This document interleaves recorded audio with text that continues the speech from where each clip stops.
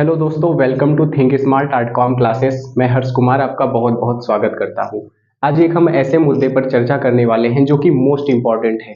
Important किसके लिए है? इम्पॉर्टेंट एक आम नागरिक के लिए भी है, इम्पॉर्टेंट जो पॉलिटिकल साइंस पढ़ते हैं उनके लिए भी है, और सबसे ज़्यादा इम्पॉर्टेंट है क्लास 10th वालों बच्चों के लिए। क्योंकि क्लास 10th में एक चैप्टर है सत्ता की साझेदारी, और सत्ता की साझेदारी को समझना मोस्ट इम्पॉर्टेंट है उनके लिए, क्योंकि ये एग्जाम में भी आता है और जानकारी के लिए भी महत्वपूर्ण है। तो आज हम बात करेंगे कि सत्ता की साझेदारी क्या है। तो हम यहाँ लिख देते हैं सबसे पहले सत्ता की साझेदारी। बेसिकली सत्ता की साझेदारी के बारे में बहुत कम लोग ही बताते हैं इसका सही अर्थ।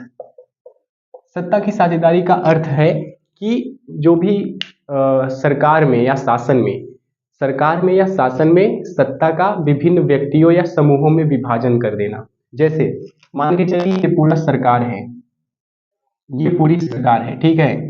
और इसमें बहुत सारे लोग रहते हैं, बहुत सारे लोग रहते हैं, लगभग 6-7 लोग मान के चलिए, बहुत सारे यहाँ पर लोग रहते हैं सरकार में।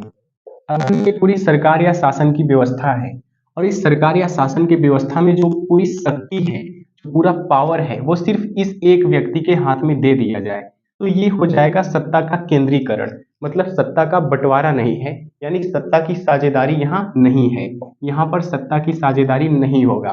लेकिन अगर इस व्यक्ति को भी सत्ता में हिस्सेदार बनाया जाए, इस व्यक्ति को भी बनाया जाए, इस व्यक्ति को भी बनाया जाए, और इन सभी व्यक्तियों को भी बनाया जाए, तो हो जाएगा सत्ता की साझेदारी। लेकिन परिभाषा ये कहता है कि सिर्फ व्यक्ति में ही सत्ता की साझेदारी नहीं हो, बल्कि ये विभिन्न समूहों में भी होना चाहिए। समूह जैसे मान के चलिए ये 3 लोग मिलकर समूह बना लिए, ये 3 लोग मिलकर समूह बना लिए, और ये 3 लोग मिलकर समूह बना लिए। तो अगर सिर्फ इन समूहों के पास सत्ता है, मतलब पूरी पावर है, लेकिन इनके पास सत्ता नहीं है, तो यहाँ पर सत्ता की साझेदारी नहीं होगी। लेकिन अगर इनके साथ साथ इनको भी सत्ता में हिस्सेदारी दे दी जाए, तो यहाँ पर हो जाएगा सत्ता की साझेदारी। मतलब अगर एक लाइन में बात करें, सत्ता की साझेदारी का अर्थ है सरकार या शासन में विभिन्न व्यक्तियों या समूहों में सत्ता का विभाजन। इसका मतलब है सत्ता सिर्फ एक व्यक्ति के हाथ में न होना, मतलब पूरी शक्ति सिर्फ एक व्यक्ति के हाथ में होने के बजाय विभिन्न समूहों या व्यक्तियों में बांट देना, विभाजित कर देना। अगर उदाहरण की बात करें, जैसे उदाहरण के लिए भारत इसका सबसे बेस्ट है। जैसे भारत में आप देखते हैं, भारत में 3 स्तर पर सरकार है। पहला स्तर है केंद्र सरकार, ये तो सबको पता ही होगा, मुझे उम्मीद है, केंद्र सरकार। दूसरा स्तर हो जाएगा राज्य सरकार, ठीक है। और तीसरा स्तर हो जाएगा स्थानीय स्तर की सरकार, स्थानीय स्तर की सरकार। यहाँ पर पूरी जो सत्ता है, पूरे भारत की जो शक्ति है पूरी, सिर्फ केंद्र सरकार के पास नहीं है। यहाँ पर केंद्र के पास तो है ही, राज्य सरकार के पास है, स्थानीय के पास है, मतलब स्थानीय स्तर की सरकार भी है, उसके पास भी सत्ता है। और सबसे अच्छी बात यह है कि केंद्र के भी अधिकार क्षेत्र हैं, मतलब केंद्र सरकार के अपने अधिकार क्षेत्र हैं और राज्य सरकार के अपने अधिकार क्षेत्र हैं। और सबसे अच्छी बात है कि केंद्र सरकार के जो अधिकार क्षेत्र हैं उसमें राज्य सरकार हस्तक्षेप नहीं कर सकता, इसमें राज्य सरकार हस्तक्षेप नहीं कर सकता, और राज्य सरकार के जो अधिकार क्षेत्र हैं उसमें केंद्र सरकार हस्तक्षेप नहीं कर सकता।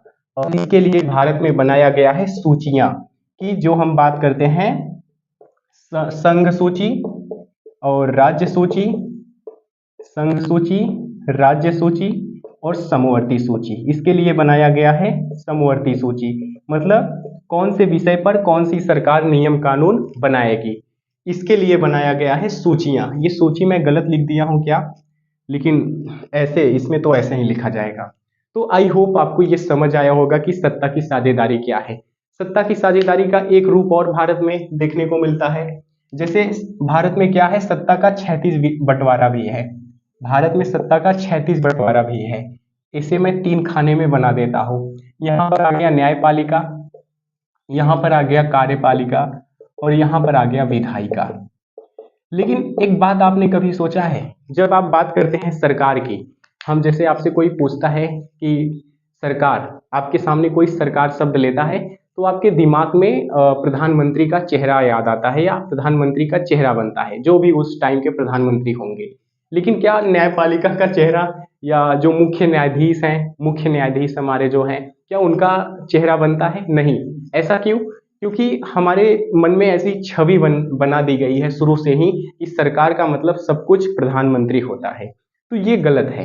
सरकार का मतलब न्यायपालिका भी होता है, कार्यपालिका भी होता है, विधायिका भी होता है। तो आज से अगर आप इस बात को याद रखना, आपसे अगर कोई सरकार की बात करे तो सिर्फ कार्यपालिका को मत शामिल करना। न्यायपालिका भी सरकार के अंतर्गत आती है, विधायिका भी सरकार के अंतर्गत आती है। तो मुझे उम्मीद है आपको ये सत्ता की साझेदारी समझ आया होगा।